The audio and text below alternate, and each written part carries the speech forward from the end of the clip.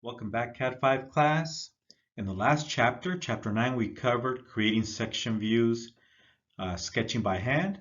In chapter 10, we're going to still cover section views, but we're going to use AutoCAD in this chapter. Next slide. Quick review of alphabet of lines. So let's take a look at line thicknesses or line weights. Okay, so visible line, object line is 0.50 to 0.60 millimeters in thickness. And as you can see, hidden lines, center lines, phantom lines, dimension, and extension lines are about 0.30 to 0.35 millimeters in thickness. So we make them thinner so that we don't mix them up with object lines. And real quick, phantom lines have two little dashes, center line, one little dash, and dimension lines and extension lines are about 0.30 to 0.35 millimeters in thickness. Okay, now the one that we're going to be using in this chapter is the cutting plane line, and we do want it to stand out from these other lines and the object lines. Either we're going to make it thicker so it can stand out, or we can even make it thinner. Next is section lines. So when we do a section cut, remember we leave teeth marks when we cut through a piece of metal, aluminum, wood, cheese. You can see the teeth marks where it cuts through the solid. So section lines are 0.30 millimeters in thickness, and we tend to angle the pattern so that we don't mix them up with any of the hidden center lines, dimension lines. So we tend to give it an angle so it can stand out on its own. We can also use rectangular patterns, which tend to also stand out on their own, separate from these other type of lines. And if we take an imaginary cut, you pretty much freestyle a break line. So a break line is just an imaginary cut where you just want to remove a piece of it. And since we are cutting the solid, an imaginary cut, we do make it the same thickness as the visible line. We're not going to be using this break line in this class. Next slide. Let's take a look at some examples of cutting plane lines. So depending on which standard you're using, whether it's an American standard, an international standard, or maybe even a company standard, they do all have some similarities. For example, they'll use two arrowheads, as you can see, and you do label the section cut with two letters. So this would be section AA. We do label it the same way. You tend to put the letter somewhere around the arrowhead. It can be next to it, below it, in front of it, or on top. That's optional as to where you place the letter. Some of the differences are the line types. So here we have a phantom line, two little dashes. In this example, we have dashed lines like a hidden line. You can also use a center line, but typically you'll see either a dashed line like a hidden line or a phantom line, the double dashes. And also another difference is the line weight. So the thickness can be anywhere from 0.60 or higher. You tend to make it a little bit thicker than the object line. So if the object line is 0.50, you can make the cutting line 0.60 or a little bit thicker. You want it to stand out separate from an object line.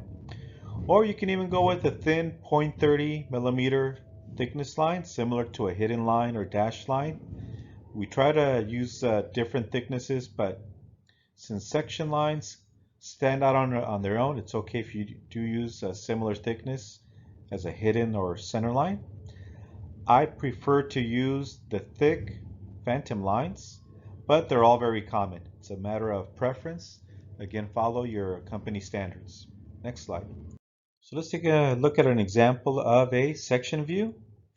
So this is third angle projection. So most American companies will use third angle projection.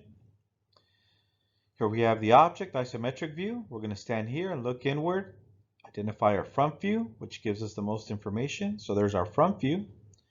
And project 90 degrees, grab by the nose, rotate 90 degrees upward. Here's our top view, our projection view. Okay, so we're going to take our top view and we're going to create a section view, and using our cutting plane, our line representing the cutting plane, In this example, they're using center lines, one little dash. You can use a double dash using a phantom line, or you can use a dashed line like a hidden line. And notice again how thick the line is in comparison to the object line. Okay, so it's a lot thicker, 0.60 or thicker than the object lines. You want this to stand out separate from the other lines. And the arrowheads, 2 arrowheads, and we have the letter twice.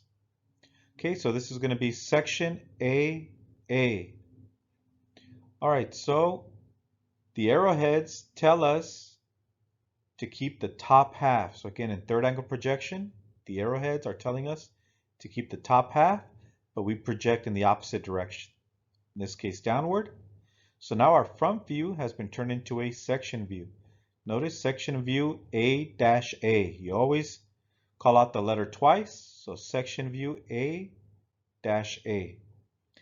And as you're cutting through the top view, here you're cutting through the solid, you're cutting through the shaft, and you're going to put hatching lines, which are 0.30 millimeters in thickness. And then when we cut through the hole, this is an opening, this is open space. And we're not cutting through material in this area, so we're not going to leave any teeth marks from the saw blade.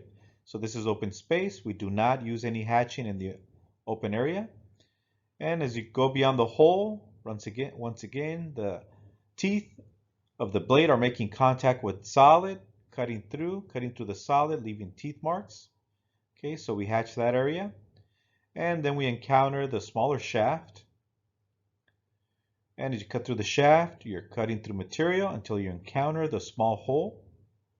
This is open space, so you do not hatch that area. And finally, you go through the last part of the solid, and you also hatch that area. So notice how the hatching lines stand apart from object lines and center lines. You want the hatching pattern to stand apart from everything else. You do have to use the same pattern throughout. So in this simple single line pattern, which is about 30 degrees, angle of 30 degrees, you want to use the same pattern throughout. You cannot change the pattern as you go from one hatching area to another. You cannot have this, let's say at 30 degrees, this one at 45, this one at 60 degrees. They all have to use the exact same pattern throughout. And one thing to notice is there's no hidden lines. No hidden lines allowed in a section view. And the reason we do not include hidden lines, it's because it'll get lost within the hatching pattern. So to avoid causing confusion, the rule is you do not put hidden lines in a section view, but you do place center lines. Okay, now let's take a look at first angle projection. Next slide. Okay, first angle projection, which we're not going to use in this class. Let's take a look at an example of first angle projection. So we have the same object, and here's our top view. Here's our front view. Notice the difference when using first angle projection, which most that follow the international standards will use first angle projection. Notice some minor differences. They use the thinner line. It's not a big deal. I also see American companies use the thin line on the cutting line, 0.30 millimeters, same thickness as a center line or a hidden line. We still have the 2 arrowheads and the 2 letters. And you always start with in alphabetical order. Once you've used the letter A, then you move on to the letter B and so on. And you go through the alphabet. All right, so minor differences between first angle and third angle projection. The arrowheads will tell us to project downward, and the arrowheads will also tell us to keep the bottom half. So it's a little different from third angle. So once again, first angle projection, the arrowheads tell you to keep the bottom half and to project downward. Okay, first angle projection, you grab from the back. In third angle projection, we grab by the nose. So in this case, we're going to grab from the back and rotate 90 degrees downward. And our front view now is our section view. Let's take a look at another example of first angle projection. Next slide. Here's another option you could have had using first angle projection. You have, in this case, your front view, and you can call this your top view. It doesn't really matter. Okay, so in this case, the arrowheads are pointing upward, keeping the top half and projecting upward. Not same as third angle. And we have our section lines, same as third angle projection. And again, we're not going to be using first angle projection in this class. I just wanted to show you some examples of first angle projection just to compare to third angle. And again, notice no hidden lines. Next slide. So here is one of the problems from your assignment in this chapter.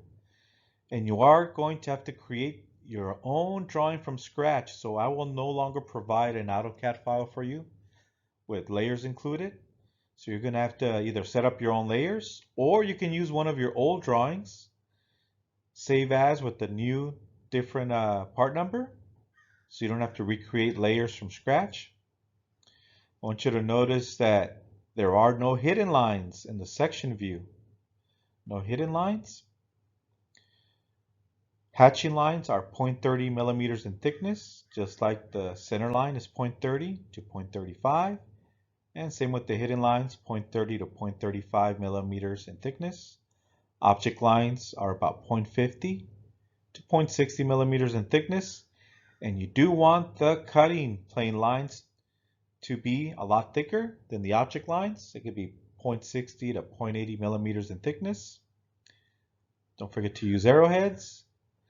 And if you want to use the double lines for phantom, or you can use center lines or dashed lines for your line type. Next slide. So you're going to have to set up your own layers from scratch since you're studying the AutoCAD file from scratch for this chapter, sectioning in AutoCAD. Or unless you use one of your old AutoCAD drawings that already have some of the layers set up, just open that file and save as with the new part number or file name. Okay, let's say you're setting up your own layers. So you go to the layers panel up in AutoCAD above, click on the layer properties, and you'll have the layer properties window pop up. I already have all my layers in place. If you're ready to create your own layer, click on this icon, and then you'll be able to type in your name for the layer. Keep it simple. AutoCAD is picky about using symbols and maybe even spaces when it comes to naming a layer. Keep it simple. Once you've named your layer, in this case, let's take a look at the cutting plane.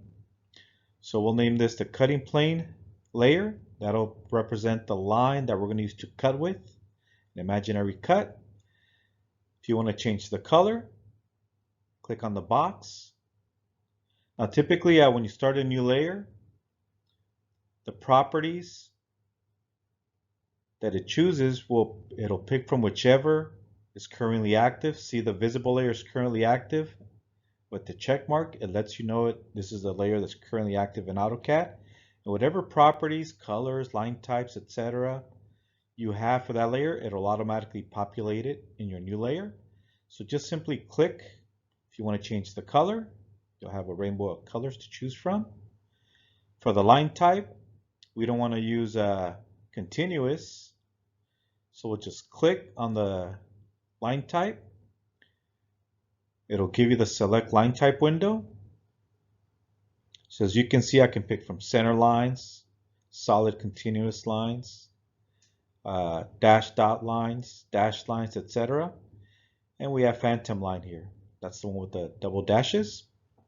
Now, if you don't see phantom line listed, then you have to go to load. So these are your personal list of line types to choose from. If you don't see a line type that you want to use, then you have to click on load, and it'll load a library of different types of line types available. So from here, you'll just scroll down, pick the phantom line type, hit OK, and then it'll load it in your favorites. And then select it and hit OK, and then it'll load it into your line type option for cutting plane.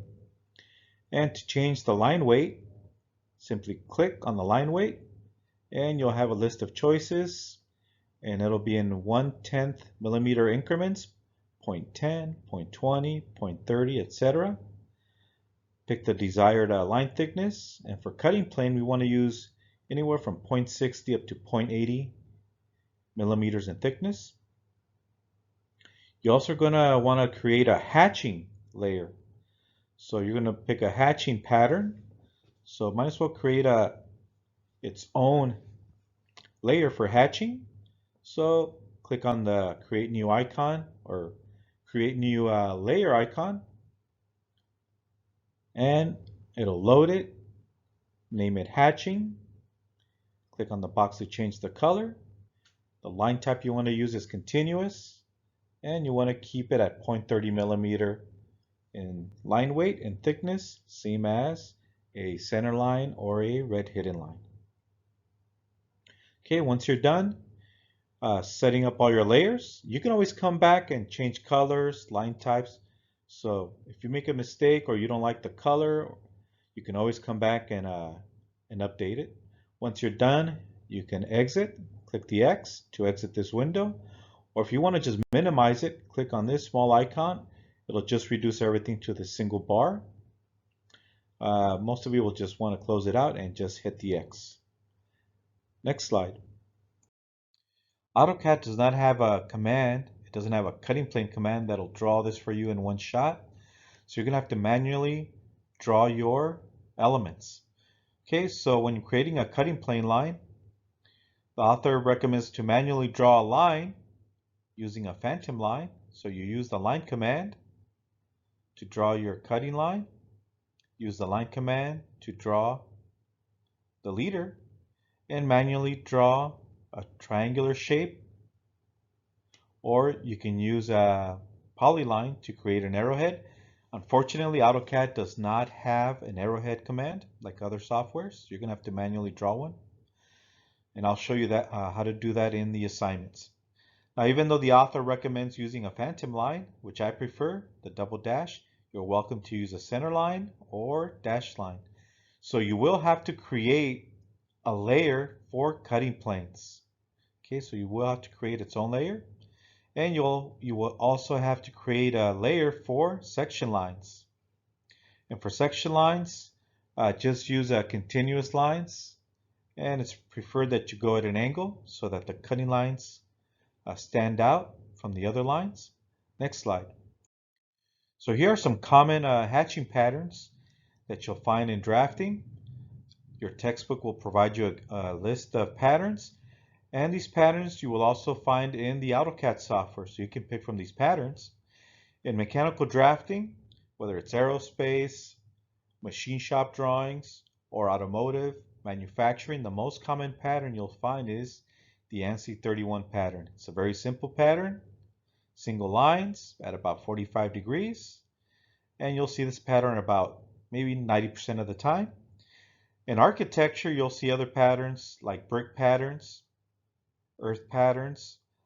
I don't see the concrete pattern here, but it's a combination of dots and sand for concrete.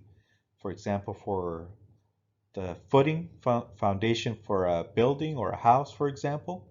But you'll see some more of these patterns that are dedicated for architecture and also civil engineering. We'll stick mostly to the ANSI pattern 31 and 32, but you're welcome to use any pattern that you like for your assignments. Next slide. And once again, these are the most common patterns you'll see in aerospace, manufacturing, automotive, mechanical drafting.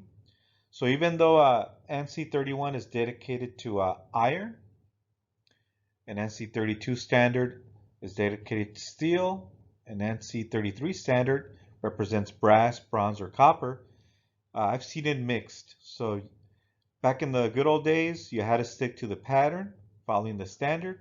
But nowadays, I see drafters take the freedom of picking any pattern they like. These are the most common patterns that you will see on a drawing. Follow your company standards or whatever your department standards, whatever they follow. Next slide. To access the hatching pattern command in AutoCAD, look below the ellipse. Here we have the hatching pattern command. So we have hatch. There's also gradient where you can mix colors and you can change the brightness of the colors, the mixture, the pattern of colors, which we don't really use in mechanical drafting, but it's great for visuals. And we also have boundary patterns, but we're going to mostly stick to your traditional hatching patterns. Once you click the command for hatching, you'll have this panel pop up, allowing you to pick a different pattern. It'll default to the ANSI 31, the most common pattern.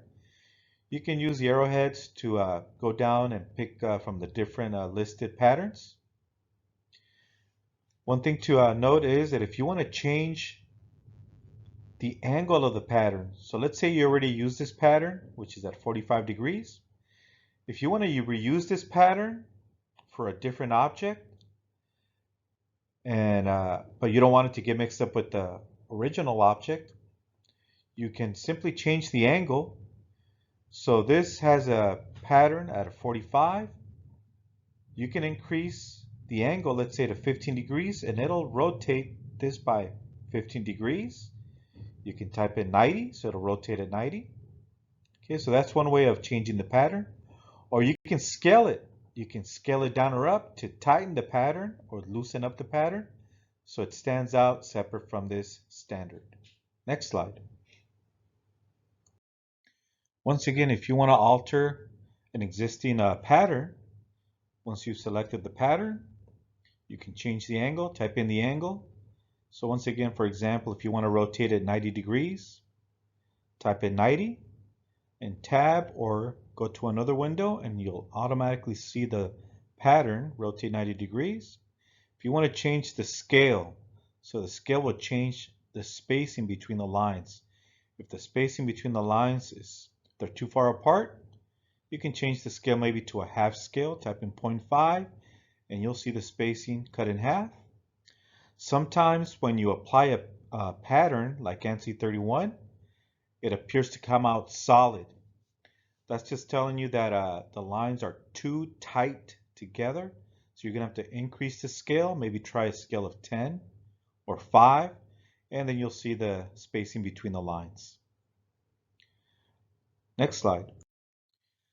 When selecting a boundary to hatch, you have two options. You can either select the pick point option, and you'll just simply select inside of a closed profile, and it'll auto detect any inside profiles.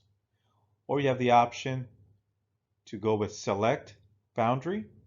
So if you have a boundary that's joined as one entity, like a rectangle, for example, you can just simply select it and it'll hatch the entire inside. And I'll demonstrate these in the following slides. And once again, if you want to take a pattern, change the angle, type in the number, 15 degrees, 45 degrees, etc., and click away or tab so you can see it change on your drawing. You can see it rotate instantly, and also for scale.